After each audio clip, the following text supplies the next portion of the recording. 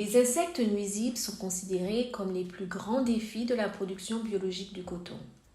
La nature fournit ses propres munitions sous la forme d'insectes et de maladies utiles pour contrôler les insectes nuisibles. En plus de l'arsenal de la nature, il existe d'autres technologies de lutte biologique contre les ravageurs, permettant également de contrôler les insectes nuisibles. Il existe une longue liste d'excellents outils compatibles avec les systèmes biologiques qui peuvent aider les agriculteurs à gérer les insectes nuisibles. Mais la lutte biologique contre les ravageurs est un art issu de la science qui nécessite une meilleure compréhension des insectes. La plupart des agriculteurs ne savent même pas faire la différence entre un insecte utile et un insecte nuisible. Cette vidéo présente une liste d'insectes nuisibles dont certains sont considérés comme des ravageurs majeurs et d'autres comme des ravageurs mineurs. Nous examinerons les insectes nuisibles les plus courants que nous voyons souvent dans nos exploitations. Nous allons d'abord nous intéresser aux insectes nuisibles majeurs tels que les pucerons, les jacides, les tripes, les aleuraudes et les acariens qui se manifestent tôt dans la campagne sur les plantules pour causer un maximum de dégâts. Ces ravageurs poursuivent parfois leurs dégâts plus tard dans la campagne, mais généralement dans une moindre mesure. Nous nous intéresserons également à 4 autres insectes ravageurs, à savoir les punaises mirides, les cochenilles, les punaises rouges du coton et les punaises oxycarinus qui font des dégâts à plusieurs autres stades de la culture. Les pucerons sont généralement les premiers ravageurs à arriver dans les champs de coton. Ils colonisent les feuilles tendres et commencent à endommager les plantules. Les variétés de coton qui sont tolérantes aux pucerons parviennent à se développer et à surmonter les dommages causés par ces ravageurs, mais les variétés sensibles deviennent chétives et entraînent des pertes de rendement. Les pucerons sont des insectes à corps mou, en forme de poire, de couleur jaune à noire. Les nymphes et les adultes endommagent les plantes à tous les stades de la culture. Les pucerons peuvent se présenter sous forme ailée ou sans ailes. La durée de vie moyenne des pucerons est d'environ 1 mois. Les pucerons pondent des œufs qui sont jaunes lorsqu'ils viennent d'être pondus, mais qui deviennent noirs avant d'éclore. Les pucerons sont également parthénogénétiques, ce qui signifie que les pucerons femelles produisent des enfants sans s'accoupler. Les pucerons adultes ont des cornicules sombres sur la face inférieure dorsale du corps. Les pucerons excrètent du miella à travers les cornicules pour nourrir les fourmis. Ce phénomène est appelé myrmécophilie. Les fourmis se nourrissent du miella et protègent les pucerons contre les prédateurs. Toutefois, le miella attire la fumagine, ce qui réduit la photosynthèse. Les pucerons attaquent les plantes de coton tôt dans la campagne, surtout dans des conditions humides et nuageuses. Les nymphes et les adultes sucent la sève des parties terminales tendres de la plante et se nourrissent de la surface inférieure des feuilles. Les plantes gravement touchées sont chétives. L'alimentation du puceron provoque l'enroulement des feuilles vers le bas, le raccourcissement des entrenoeuds et la formation de bosses sur les bouts tendres des feuilles. Les feuilles brillantes et collantes deviennent noires en cas d'infestation grave. Les pucerons infestent également le cotonnier au stade de l'ouverture des capsules. Ils excrètent du miella qui favorise la croissance de la fumagine qui rend la fibre collante et sombre, réduisant ainsi sa qualité. Les pucerons transmettent la maladie bleue du coton, également connue sous le nom de la maladie du virus de la frisolie.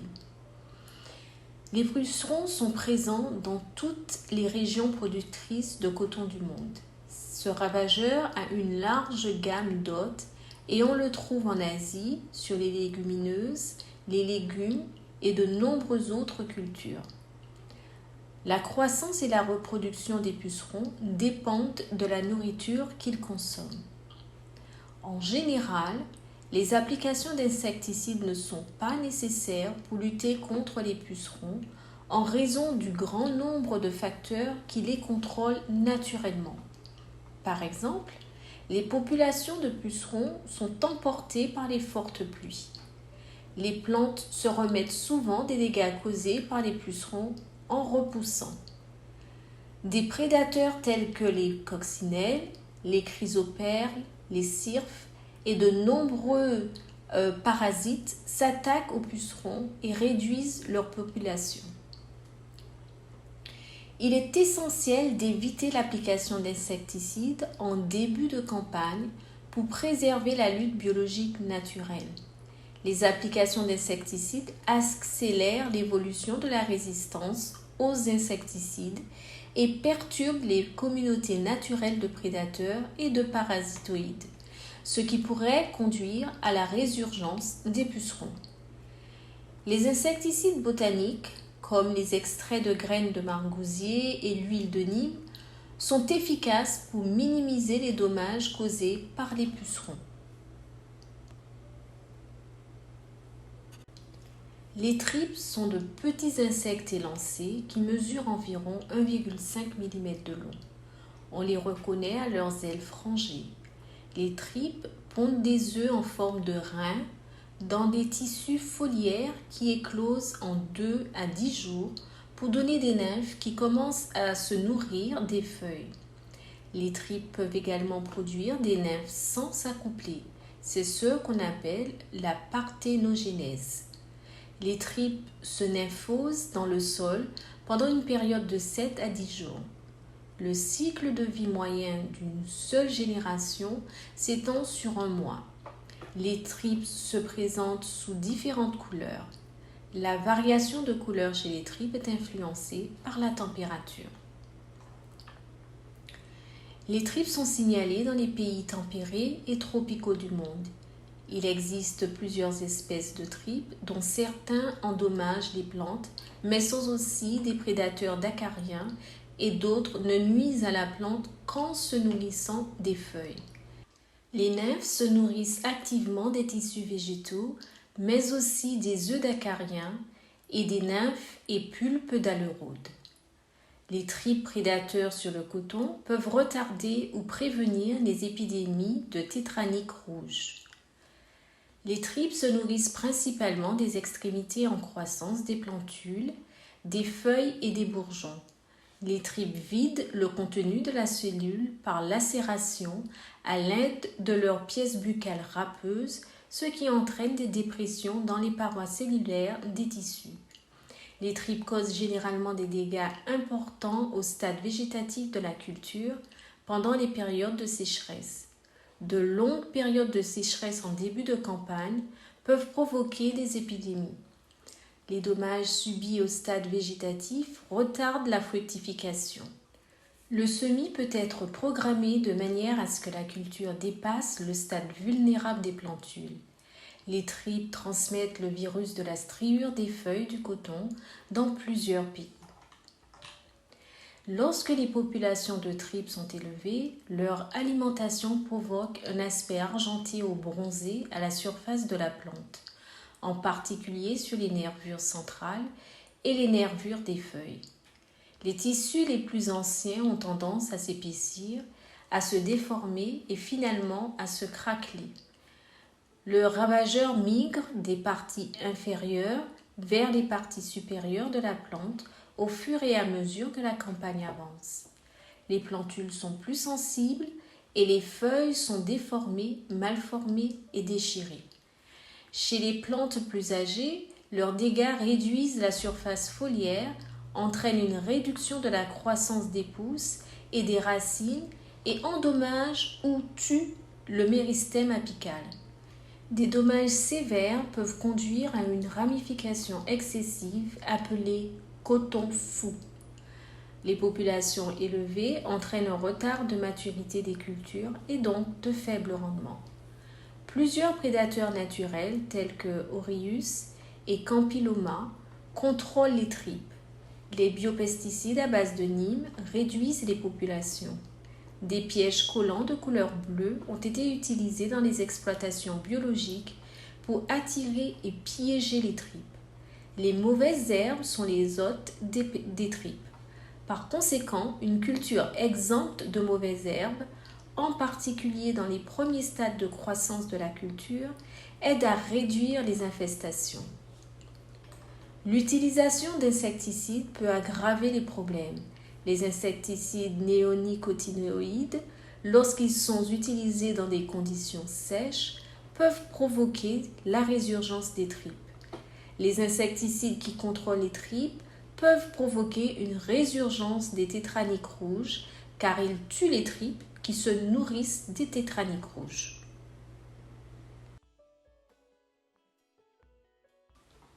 La cicadelle est un ravageur du coton qui sévit principalement en Inde et en Afrique.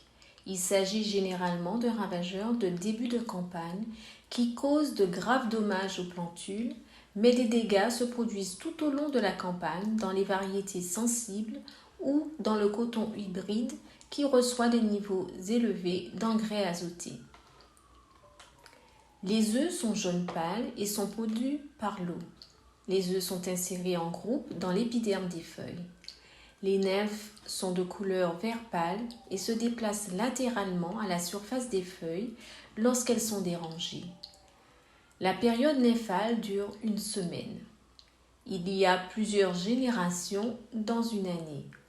Les adultes sont de couleur verte avec 2 taches noires distinctes sur les ailes antérieures. Elles sautent lorsqu'on les touche légèrement. Les nymphes et les adultes sucent la sève des feuilles tendres et injectent une salive toxique dans la plante, ce qui provoque les symptômes de brûlure de la cicadelle. L'alimentation des jacides provoque le recroquevillement des feuilles vers le bas. Les feuilles touchées commencent à présenter des symptômes de jaunissement et de brunissement et finissent par se dessécher et à tomber. L'enroulement vers le bas des feuilles commence par les feuilles supérieures puis s'étend à toutes les feuilles de la plante. Les feuilles deviennent progressivement jaunes à brunes et tombent. L'infestation des variétés sensibles, surtout au premier stade de la croissance de la culture, entraîne des plantules chétives qui ne se rétablissent pas facilement. Dans les cas graves, les plantes se dessèchent, ce qui entraîne des pertes de rendement. La meilleure stratégie de gestion, surtout en agriculture biologique, consiste à cultiver des variétés tolérantes ou résistantes aux jacides. Les variétés glabres, ou moins poilues, sont plus sensibles aux dégâts que les variétés poilues. Un semis précoce aide les plantes à bien s'établir, leur permettant d'échapper à l'infestation ou d'être suffisamment matures pour résister aux dégâts. En agriculture conventionnelle, le traitement des semences à l'imidaclopride ou au thiaméthoxam protège les plantules pendant au moins les 30 à 40 premiers jours. L'application d'insecticides à large spectre au début de campagne tue les insectes utiles. Il faut donc les éviter le plus longtemps possible. L'intensité des dégâts est classée de 1 à 4 où 4 correspond à un enroulement et un brunissement important des feuilles sur l'ensemble de la plante. Il existe 2 niveaux de seuil économique ou ETL pour ce ravageur. Le premier correspond aux dégâts de grade 2, à savoir l'enroulement et le froissement des feuilles inférieures et le jaunissement des bords sur 25% des plantes ou plus. Et le deuxième seuil, ETL, correspond à plus de 2 nymphes par feuille.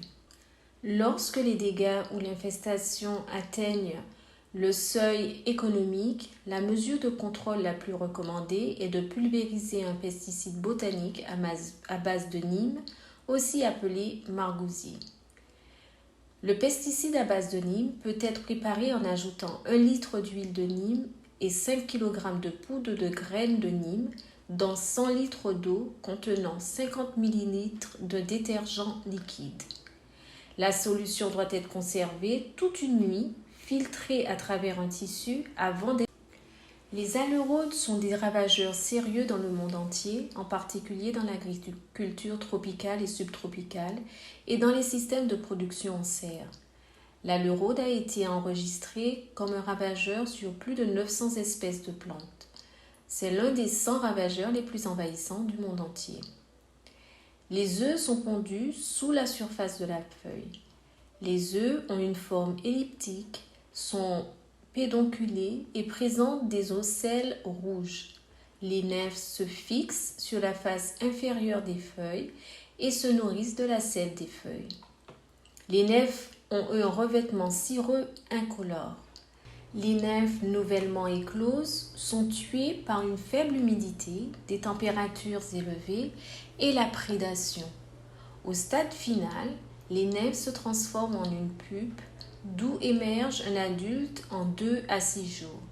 Les alurodes adultes sont petits, environ 1 mm de long, avec un corps jaunâtre supportant 2 paires d'ailes blanches. Les adultes sont très mobiles et sont dispersés par le vent. La reproduction est également parthénogénétique, ce qui signifie que les femelles peuvent pondre des œufs sans s'accoupler. Toutefois, ces œufs non fécondés ne donnent naissance qu'à des alurodes mâles. Les nymphes et les adultes d'alurodes causent des dommages directs et indirects aux cotonniers. Les dommages directs sont causés par les nymphes et les adultes qui sucent la sève des feuilles et endommagent les plantes. Les alurodes transmettent la maladie du virus de la frisolée et causent des dommages indirects, infligeant ainsi des pertes économiques. Les nymphes et les adultes sucent la sève du phloème tout au long de la croissance du cotonnier et infligent des dommages directs à tous les stades de la culture, provoquant ainsi des pertes économiques. L'enroulement vers le bas des feuilles et l'atrophie des plantes sont particulièrement graves au plus jeune stade de la culture. Le temps chaud, accompagné de faibles précipitations, aggrave la gravité du ravageur. Les adultes et tous les stades nymphaux excrètent du miella à la fois sur les feuilles et sur les capsules ouvertes, ce qui facilite le développement du champignon. La fumagine se développe sur le miella présent sur les feuilles, ce qui entraîne une réduction de la photosynthèse et une chute prématurée des feuilles. La présence de miella et de fumagine sur les fibres affecte la couleur et la qualité des fibres. Il existe plusieurs options de gestion naturelle qui peuvent être efficaces sans avoir à pulvériser des pesticides chimiques. La culture de variétés résistantes aux alurodes est l'une des meilleures options de gestion. La plupart des variétés de l'espèce Gossypium arboreum sont résistantes aux alurodes et immunisées contre le virus de la frisolée. La deuxième stratégie de gestion, la plus importante, est le semis précoce ou le semis en temps opportun qui aide les plantules à s'établir avant l'infestation de ravageurs et aussi à résister aux ravageurs lorsqu'ils attaquent. Les mauvaises herbes abritent les alurodes. Par conséquent, les champs doivent être exempts de mauvaises herbes en dehors de la campagne agricole et pendant la période de croissance de la culture. Un certain nombre de parasites et de prédateurs utiles permettent de contrôler les alurodes, surtout durant les premiers stades de la culture. Les mesures de lutte contre les parasites sont recommandées au niveau de seuil économique de 2 nymphes par feuille. Les pesticides botaniques à base d'huile de Nîmes permettent de lutter contre les alurodes tout en préservant le contrôle naturel. Un biopesticide fongique appelé Verticillium lechanii s'est avéré efficace pour lutter contre les alurodes sans perturber le contrôle biologique naturel. Dans les exploitations conventionnelles, le diaphantiuron et la buprofésine sont les meilleures options d'insecticides chimiques qui perturbent relativement moins la lutte biologique naturelle. Les insecticides à large spectre, tels que les pyrethroïdes synthétiques, sont connus pour provoquer la résurgence des alurodes en raison principalement de la résistance des alurodes aux pyrethroïdes et de leur taux de reproduction élevé qui qui causent leur résurgence dans la plupart des régions du monde. La lutte chimique contre ce ravageur est difficile car le contact direct des pulvérisations d'insecticides sur les insectes est limité puisque ces derniers se nourrissent sur la surface inférieure des feuilles. Les acariens causent plus de dégâts en Afrique qu'en Inde et autres pays. Certaines espèces provoquent des gales brunes sur les feuilles et la tige des plantes infestées. Ces gales contiennent un grand nombre d'acariens et leurs œufs. Le tétranique à 2 points, Tetranicus urticae, cause de graves dommages aux plants de coton. Les acariens causent également des pertes économiques au niveau du rendement et de la qualité de la fibre du coton. Les infestations précoces au stade de la préfloraison se caractérisent par une augmentation rapide des populations, ce qui entraîne des pertes importantes. Une augmentation lente de la population est observée en fin de campagne. Les nymphes et les adultes de tétranique rouge forment de fines toiles sur la surface inférieure de la feuille et sucent la sève des cellules. Le limbe de la feuille commence à rougir à partir de son attache au pétiole et s'étend à l'ensemble du limbe. Dans des conditions sèches et chaudes et en cas d'infestation sévère et prolongée, les feuilles deviennent craquantes, sèches, se déchirent et se détachent. Au départ, les tétraniques s'établissent à la jonction du pétiole, près du limbe de la feuille. Les dommages causés par les acariens entraînent une réduction de la photosynthèse et de la teneur en chlorophylle, augmentant la conductance stomatique et le taux de transpiration. Les dommages causés par les acariens entraînent une sénescence prématurée des feuilles, un mauvais développement des capsules qui conduit à leur chute. Les plantes soumises au stress hydrique sont plus résistantes aux dommages causés par les acariens. Les acariens réduisent également le rendement en huile des graines en réduisant à la fois la masse des graines et la concentration d'huile dans les graines. Les prédateurs naturels contrôlent les acariens.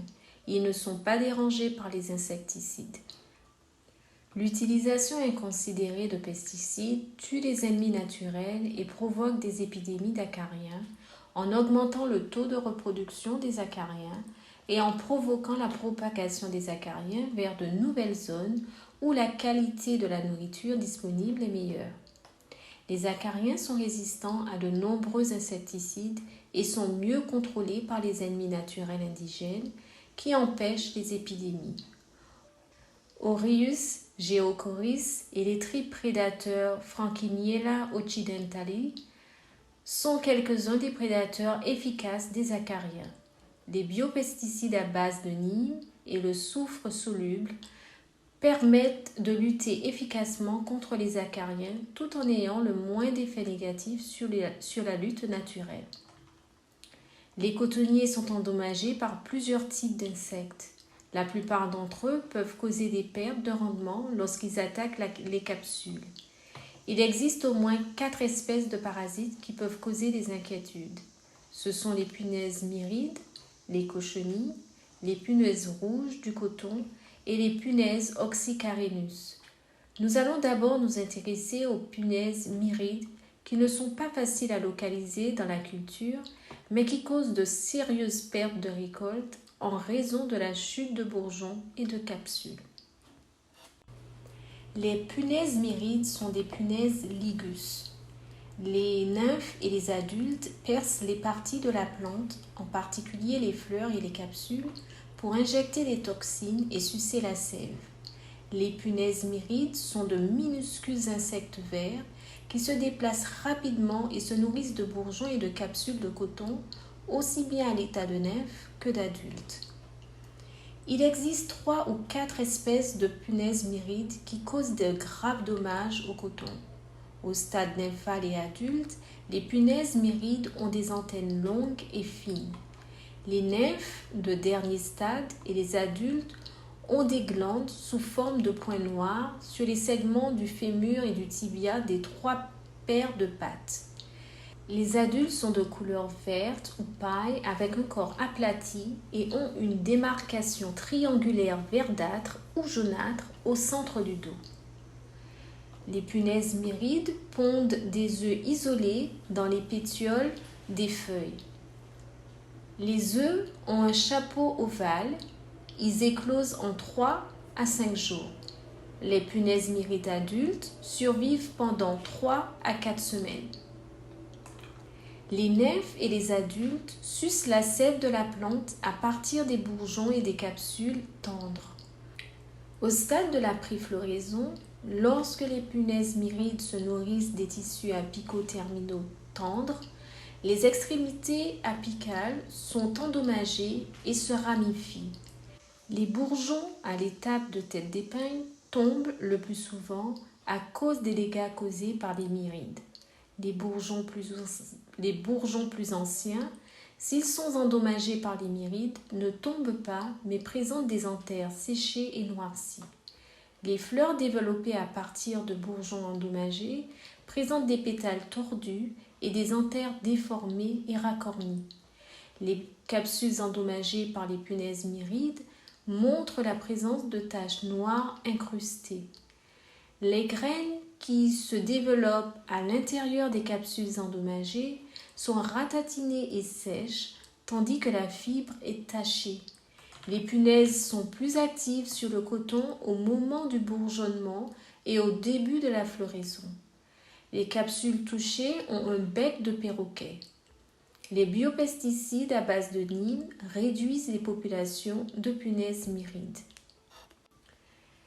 Les cochenilles se rencontrent généralement sur des plantes isolées dans les champs.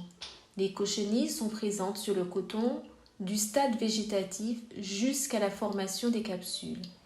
Elles peuvent commencer à apparaître dans les premiers stades de la culture, mais s'établissent rarement pendant les étapes importantes de la culture.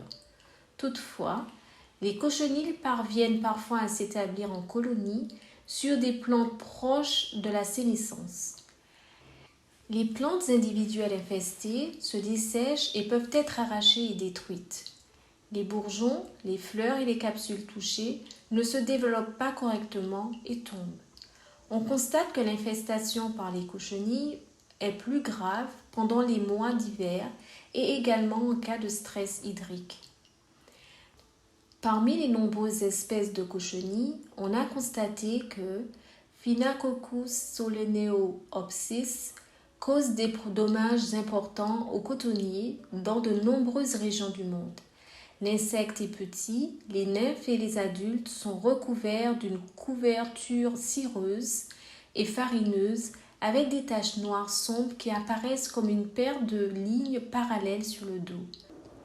Les cochenilles sont notoirement très prolifiques en matière de reproduction. Ils se reproduisent à la fois par accouplement et par parthénogenèse. Les femelles survivent de 36 à 48 jours, tandis que les mâles vivent moins de 2 jours.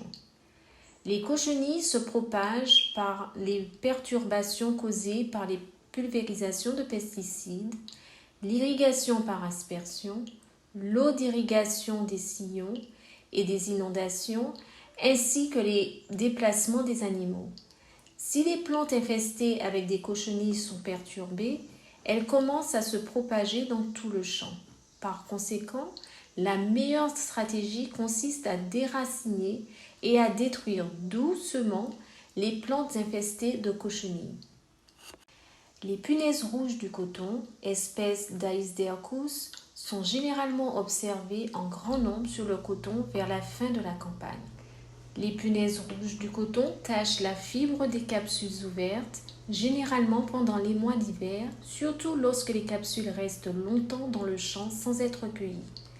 Les adultes et les nymphes de punaises rouges du coton sont de couleur rouge avec une tache noire sur l'aile antérieure.